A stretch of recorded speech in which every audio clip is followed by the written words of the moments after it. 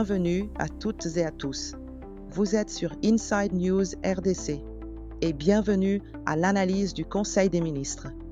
Aujourd'hui, nos pensées traversent les frontières pour rejoindre nos compatriotes de Bruxelles qui ont suivi cette semaine avec la même intensité citoyenne que ceux de Kinshasa, de Montréal, où notre diaspora ne relâche jamais son attention sur ce qui se passe chez nous, et de Nairobi, où nos sœurs et frères savent qu'une décision prise à la Cité de l'Union africaine engage aussi leur avenir. Pour chacun d'entre vous, cette analyse est décrite. La 85e réunion du Conseil des ministres s'est tenue ce vendredi 3 avril 2026 à la Cité de l'Union africaine. C'est la première ministre, chef du gouvernement, qui a présidé cette session par délégation, conformément à l'article 79, alinéa 1er de la Constitution de la République. 4 points figuraient à l'ordre du jour. La séance a débuté à 15h10 et pris fin à 17h36. Ce conseil s'est tenu dans un pays en fièvre collective. Dans la nuit du 1er avril 2026, les léopards de la République démocratique du Congo ont battu la Jamaïque, ouvrant à notre nation les portes de la Coupe du Monde 2026, après 52 années d'absence de la scène mondiale du football. La liesse est réelle, documentée et légitime, mais pendant que le pays célébrait, le territoire de Mombasa, dans l'Ituri, enregistrait 43 civils tués par les forces démocratiques alliées. Ces deux réalités coexistent dans notre République ce vendredi. Ce conseil devait répondre aux deux. Ce soir, 11 points d'information, une communication présidentielle chargée d'instructions au gouvernement et un texte adopté. Parmi les dossiers majeurs, la préparation des léopards pour le mondial, les irrégularités documentées dans le fichier de paye de l'Éducation nationale touchant des dizaines de milliers d'enseignants, et la situation des droits humains à l'est du Congo devant le Conseil des droits de l'homme des Nations unies. La fierté nationale est acquise. Ce que l'État en construit, voilà ce que nous examinons ensemble. Le président de la République a adressé au Conseil sa communication sur la victoire de notre équipe nationale, les Léopards de la République démocratique du Congo, face à la Jamaïque dans la nuit du 1er avril 2026.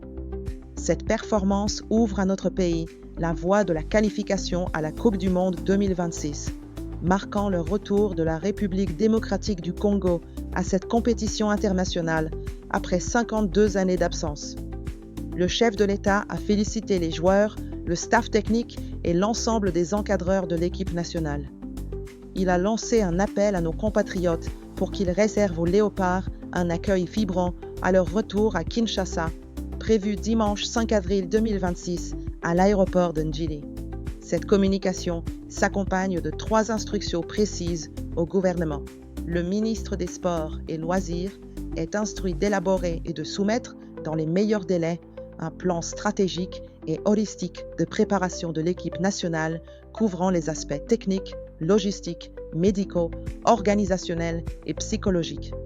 Le vice-premier ministre au budget ainsi que le ministre des Finances sont instruits de demeurer en alerte pour répondre avec diligence à toute sollicitation financière justifiée par cette préparation. Un rapport de suivi devra être présenté chaque vendredi au Conseil des ministres. Le communiqué officiel ne mentionne aucune enveloppe budgétaire chiffrée pour cette préparation. Le plan stratégique n'a pas encore été soumis à ce stade. L'instruction en demande l'élaboration dans les meilleurs délais. Formulation qui ne fixe aucun horizon calendaire précis. 2 questions s'imposent. À quelle date précise ce plan sera-t-il sur la table du Conseil? Et quelle ligne budgétaire servira de socle de financement pour préparer nos joueurs à représenter 110 millions de Congolais sur la scène mondiale? Les Léopards ont accompli leur part. L'État doit maintenant accomplir la sienne, avec des chiffres que nos concitoyens pourront mesurer. Ce dossier sportif se double d'un enjeu économique soulevé par la Première ministre elle-même. Pendant que le pays célèbre, notre or continue de franchir les frontières, sans que l'État en capte pleinement la valeur.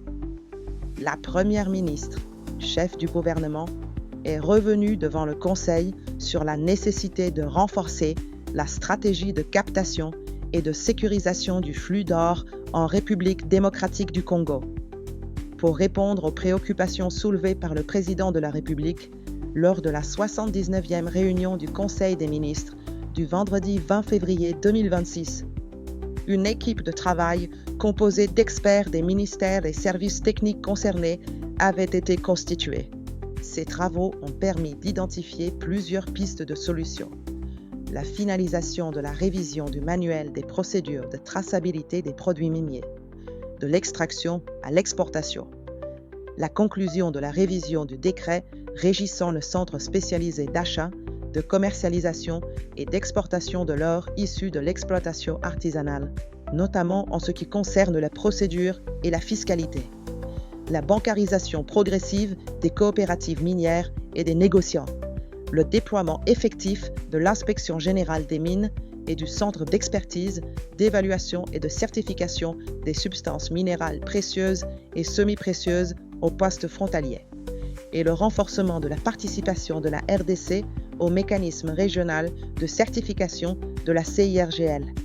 Le ministre des Mines est instruit d'implémenter ces recommandations dans les meilleurs délais dans une province pilote. Ces recommandations existent depuis la 79e réunion du 20 février 2026. 2 mois plus tard, elles n'ont pas encore été implémentées. Le calendrier d'application dans la province pilote n'a pas été précisé dans le communiqué officiel. Le citoyen peut légitimement demander dans quelle province et avant quelle date les premiers résultats de cette implémentation seront-ils mesurables. Le gouverneur de la Banque centrale du Congo, invité au Conseil de ce jour, a indiqué que la conjoncture économique demeure stable, soutenue par une inflation maîtrisée et une dépréciation modérée de la monnaie nationale. Au cours de la 4e semaine de mars 2026, le taux d'inflation hebdomadaire s'est établi à 0,20% contre 0,19% la semaine précédente. En variation mensuelle, le taux d'inflation atteint 0,71% en mars contre 0,59% en février. Le taux de change du franc congolais se fixe à 2284,36 francs congolais pour $1 américain à l'indicatif et à 2303,5 francs congolais sur le marché parallèle. La monnaie nationale s'est dépréciée de 0,38% à l'indicatif et de 0,07% au parallèle par rapport à la semaine précédente. Le gouverneur a identifié plusieurs facteurs de risque externes. La hausse des prix du pétrole au-delà du seuil de $100 américains le baril, la hausse des coûts du transport maritime et les risques pesant sur les infrastructures énergétiques au Moyen-Orient.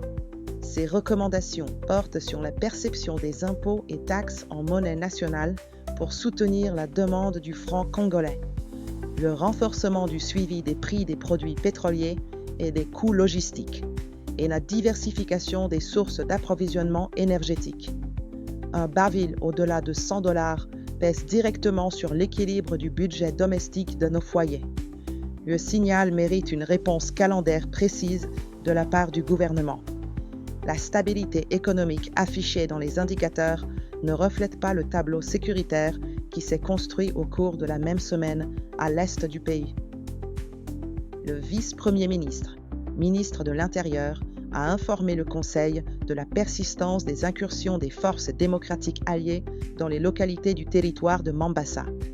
Les 31 mars et 1er avril 2026, des incursions ont été enregistrées dans la localité de Bakafo, chez Bandaka. Le bilan, 43 civils tués.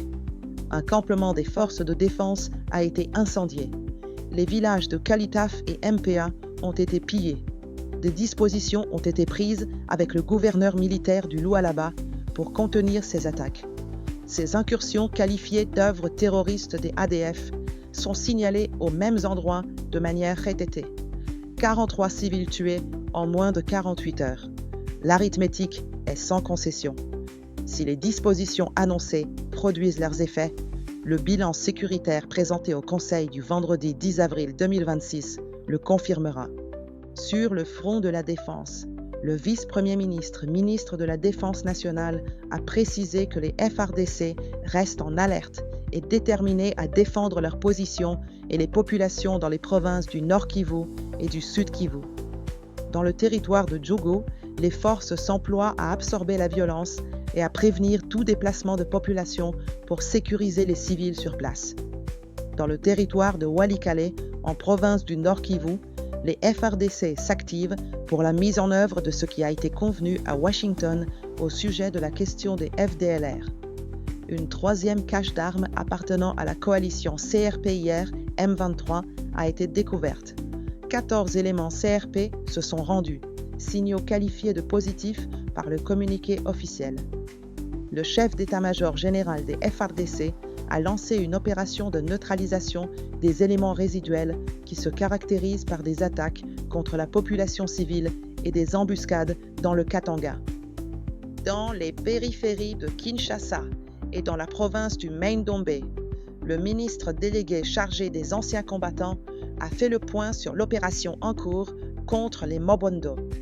Sur le front du banditisme urbain, la réunion interinstitutionnelle présidée par le vice-premier ministre de l'Intérieur le 30 mars 2026 avec la participation du ministre d'État, ministre de la Justice et des représentants du Conseil supérieur de la magistrature a identifié les causes profondes de la recrudescence de la criminalité impliquant des hommes en uniforme.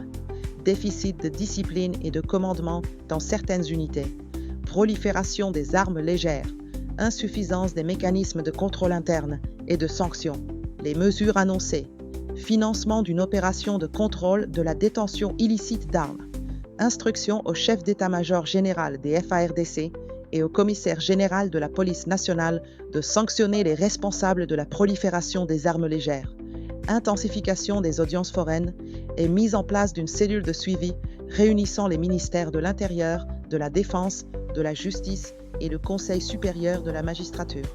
Cette situation sécuritaire persistante a conduit le Conseil à renouveler formellement le cadre d'exception dans les 2 provinces les plus exposées. Le ministre d'État, ministre de la Justice et garde des Sceaux a soumis au Conseil pour examen et adoption le projet de loi portant autorisation de la prorogation d'un état de siège dans les provinces de l'Ituri et du Nord Kivu pour une période de 15 jours prenant cours le 17 avril 2026. Après débat et délibération, ce projet de loi a été adopté. L'état de siège dans ces 2 provinces est renouvelé régulièrement depuis mai 2021. Nos concitoyens de l'Ituri et du Nord Kivu vivent sous régime d'exception depuis bientôt 4 ans. Ce n'est pas la décision elle-même qui appelle une interrogation. C'est l'absence, dans le communiqué officiel de ce jour, de tout critère mesurable permettant d'envisager la levée de cette mesure. Quels indicateurs sécuritaires précis rendront un état de siège inutile? Aucun seuil n'est nommé. La transparence sur les conditions de sortie est une exigence démocratique élémentaire que nos compatriotes de ces 2 provinces sont en droit de formuler. Les fragilités sécuritaires pèsent sur l'ensemble de la chaîne sociale. Dans le secteur de l'éducation, un audit interne a mis en lumière cette semaine des irrégularités qui privent des dizaines de milliers d'enseignants de ce qui leur est dû.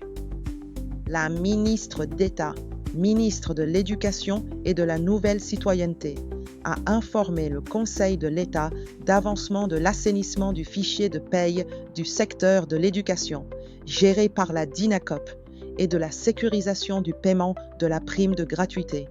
Ce processus de vérification interne a été lancé depuis janvier 2026, motivé par des signaux concordants d'irrégularités administratives, techniques et financières.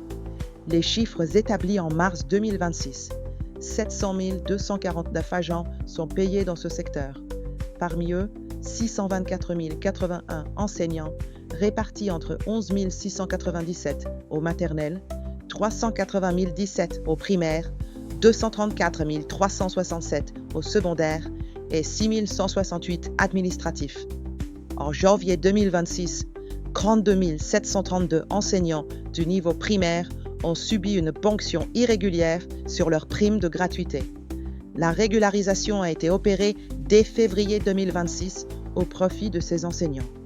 Mais en mars 2026, 788 enseignants du primaire demeurent non payés à cette prime et 33 938 restent sous-payés. En parallèle, 4 enseignants du maternel et du secondaire ont été identifiés comme bénéficiaires indus de cette prime et 148 administratifs ont été irrégulièrement pris en charge sur des lignes à vocation sociale. Des mesures conservatoires, administratives et disciplinaires ont été prises pour interrompre les manipulations non conformes et renforcer la chaîne de responsabilité. L'objectif déclaré est double: protéger la portée sociale de la gratuité de l'enseignement primaire et renforcer la sincérité de la dépense publique. Ce sont les mots du communiqué. La question directe que les 33 938 enseignants sous-payés de mars 2026 peuvent adresser à leur administration: à quelle date précise leur situation sera-t-elle entièrement régularisée? Dans ce même secteur social, la santé publique signale une progression préoccupante qu'une épidémie qui ne recule pas. Le ministre de la Santé, Hygiène et Prévoyance sociale a annoncé la fin de la riposte contre l'épidémie de Mpox. L'attention du ministère se porte désormais sur le choléra. À la 12e semaine épidémiologique, les cas suspects progressent, passant de 1109 à 1158, avec 5 décès enregistrés, soit un taux de létalité de 0,5% contre 0,9% la semaine précédente. La province du Sud Kivu demeure la plus touchée. La notification reste au-dessus de la barre des 1000 cas par semaine. En milieu carcéral, la situation à la prison centrale de Makala à Kinshasa est maîtrisée, avec plus de 10 jours consécutifs sans notification de cas suspects ni de nouvelles hospitalisations.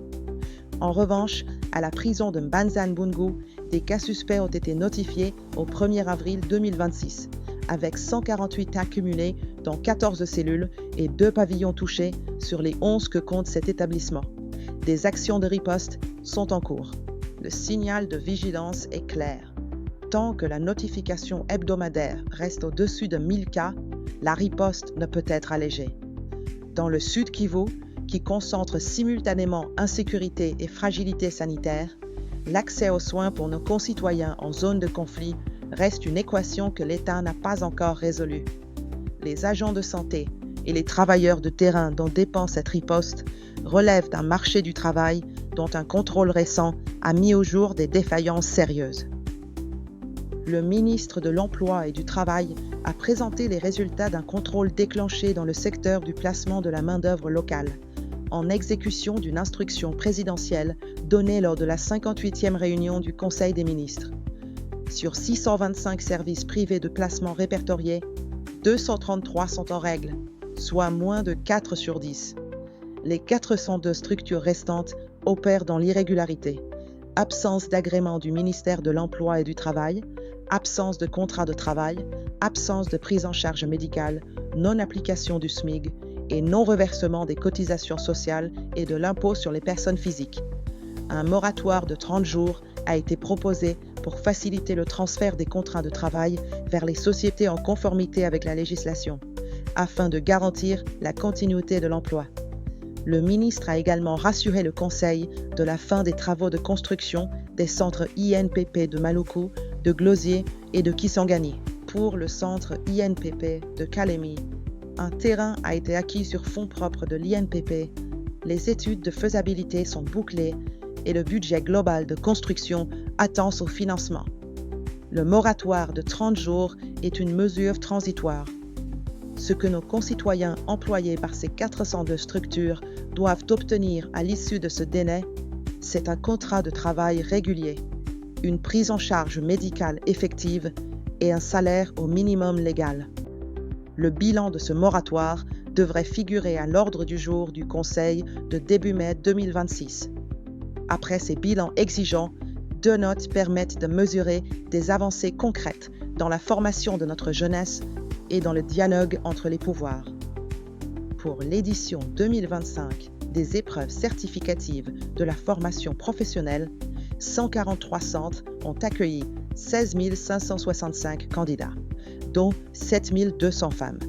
À l'issue des évaluations, 14 836 candidats ont été admis, dont 6 644 femmes, soit un taux de réussite de 89,6%. Sur les 122 filières de formation reconnues, 99 ont été effectivement évaluées et ont permis la sélection de 99 meilleurs lauréats. Ces résultats ont été obtenus malgré les contraintes matérielles et financières, y compris dans certaines zones en proie à l'insécurité. Sur le volet parlementaire, le ministre des Relations avec le Parlement a présenté un bilan du niveau d'exécution des recommandations de l'Assemblée nationale et du Sénat, analysé province par province et secteur par secteur. Exercice de redevabilité visant à transformer les recommandations des élus du peuple en actions concrètes, mesurables sur le terrain.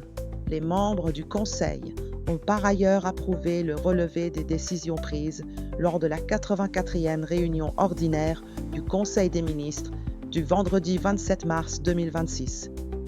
De nos résultats internes capent sur la scène internationale. Notre pays avance sur deux fronts distincts, le rayonnement culturel et économique d'un côté et la bataille pour la justice à l'est de l'autre. Lors du premier sommet touristique de Dubaï en 2025, un catalogue de projets touristiques africains représentant un montant global de 6 milliards de dollars américains avait été retenu. Le ministre du Tourisme a informé le Conseil que 4 projets présentés par la République démocratique du Congo ont retenu l'attention des partenaires émiratis. Il s'agit du développement du circuit des aires protégées de l'ouest de la RDC, comprenant les jardins zoologiques et botaniques de Kinshasa, le parc marin de mangrove de Manda, le parc national de Kundelungu et la réserve de Mbombo-Lumene. S'y ajoute la rénovation du village touristique de Lancé, le développement des circuits touristiques Kinshasa-Kananga et Kinshasa-Dakar et la réhabilitation du site touristique Itona. Les modalités pratiques et la feuille de route d'accès au financement seront définies lors d'un prochain sommet à Nairobi. L'intérêt émirati pour 4 projets congolais est un signal positif, mais les modalités pratiques ne sont pas encore arrêtées et la date du sommet de Nairobi n'a pas été précisée dans le communiqué. Le ministre a sollicité une synergie élargie avec les ministères des Finances, du Budget, des Affaires foncières et des Infrastructures. La question que nos compatriotes peuvent formuler avant la fin de l'année 2026, quelles fiches projets finalisées seront effectivement soumises aux partenaires émiratis? Dans ce même élan de présence internationale, notre pays s'apprête à prendre place à Venise dès le 9 mai prochain. Et à Genève, une bataille pour la justice à l'Est progresse lentement, mais avec un signal fort cette semaine. La ministre de la Culture, Arts et Patrimoine a informé le Conseil de la participation de la République démocratique du Congo à la Biennale de Venise en Italie. Une sélection d'une dizaine d'artistes visuels congolais a été constituée, reflétant la diversité géographique et artistique du pays, avec des créateurs issus de Kinshasa, du Katanga, du Nord Kivu et de la diaspora. La cérémonie d'ouverture interviendra le 9 mai 2026. 2 commissions opèrent depuis janvier 2026. L'une à caractère technique, basée à Kinshasa, chargée de la préparation logistique et financière. La seconde, composée de délégués partenaires, assurant le suivi des activités en Europe. Cette participation est présentée par le communiqué comme une opportunité de plaider pour la paix et la stabilité de notre pays sur la scène internationale. Cette plaidoirie pour la paix à Venise résonne directement avec un dossier aux enjeux juridiques urgents. Le ministre des Droits humains a présenté l'état d'avancement de la résolution S-37 du Conseil des droits de l'homme des Nations unies, portant principalement sur la lutte contre l'impunité à l'est de la République démocratique du Congo. 2 mécanismes d'enquête avaient été prévus, une mission d'établissement des faits, puis une commission d'enquête indépendante. L'opérationnalisation de cette commission, initialement prévue pour le 31 décembre 2025, n'est toujours pas effective à ce jour. Lors de la session extraordinaire S20, organisée en marge de la 61e session du Conseil des droits de l'homme, tous les États ont articulé leurs interventions autour de 2 impératifs. L'opérationnalisation urgente de la commission d'enquête indépendante avant juin 2026 et le retrait sans condition des troupes rwandaises du territoire de la République démocratique du Congo, ainsi que la cessation de tout soutien au groupe AFC M23.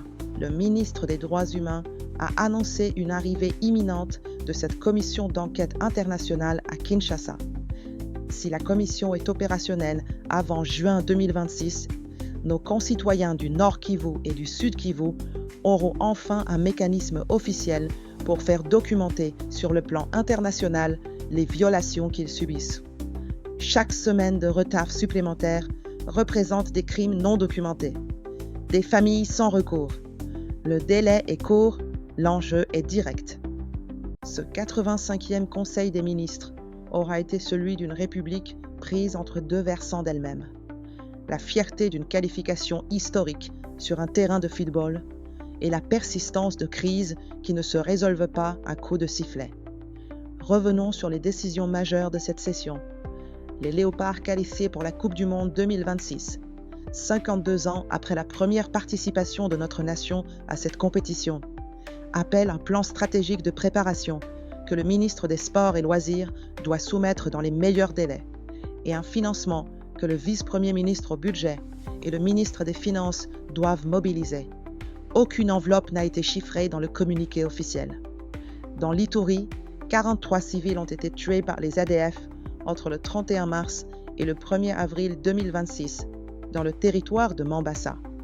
La 5e prorogation de l'état de siège en moins d'un an dans l'Ituri et le Nord Kivu, prenant cours le 17 avril 2026, ne s'accompagne d'aucun critère de sortie. Sur le front de l'éducation, 33 938 enseignants du primaire restaient sous-payés en mars 2026. Et la commission d'enquête internationale sur les droits humains à l'Est, prévue pour le 31 décembre 2025, n'est toujours pas opérationnelle. 2 jalons à inscrire dans nos agendas citoyens. Le vendredi 10 avril 2026, le Conseil des ministres devra présenter le bilan sécuritaire de Mambasa et les premières lignes du plan de préparation des Léopards. Avant juin 2026, la commission d'enquête indépendante sur les droits humains à l'Est devra être opérationnelle. Ces 2 dates ne viennent pas de nous, elles viennent des engagements du gouvernement lui-même. Pour ceux qui souhaitent approfondir les dossiers de ce soir, notre analyse RDC sous triple pression est disponible sur la chaîne Inside News RDC. Elle fait le lien entre la situation sécuritaire à l'Est, l'agression documentée aux frontières de notre pays et les mécanismes internationaux censés y répondre. 2 dossiers traités ce soir y trouvent leur contexte complet. C'était Noémie pour Inside News RDC. Les faits d'abord et toujours. Bonne continuation.